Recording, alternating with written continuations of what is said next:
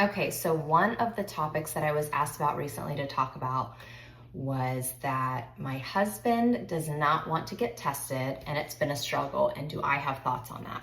Yeah, of course I have thoughts on that. My story was very different. Ryan was willing to do whatever it took to make sure that everything was okay with him.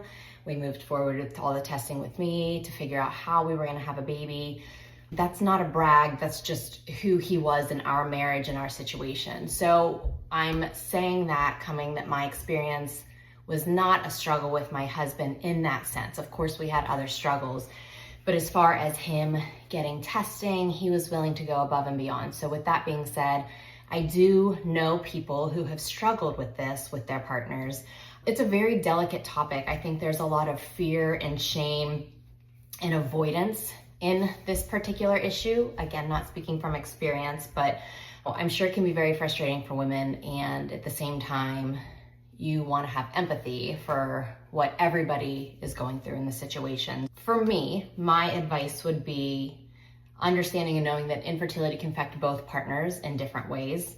They sometimes, I would think, avoid testing because they feel scared, overwhelmed, embarrassed, fear, shame, everything that I've talked about. So I think keeping those open communication lines are so important in a relationship, in a marriage, in a partnership.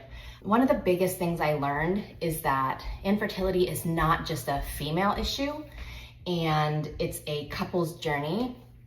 So if I were to sit down with my partner who was hesitant or not wanting to get any testing done or figure out what was going on, I think that I would say something like, I don't want to carry this alone. I want us to walk through this together. I would love for us to find ways together to figure out how we can start that family and have a baby. If he's still resistant, maybe explore what that underneath hesitation is. Maybe see if he'd be willing to talk to somebody with you. But my personal advice would be open communication, being very vulnerable and honest with where you are, and hoping they reciprocate as well, and see what maybe the holdup for them is and what is causing that hesitation for them when it comes to testing with infertility.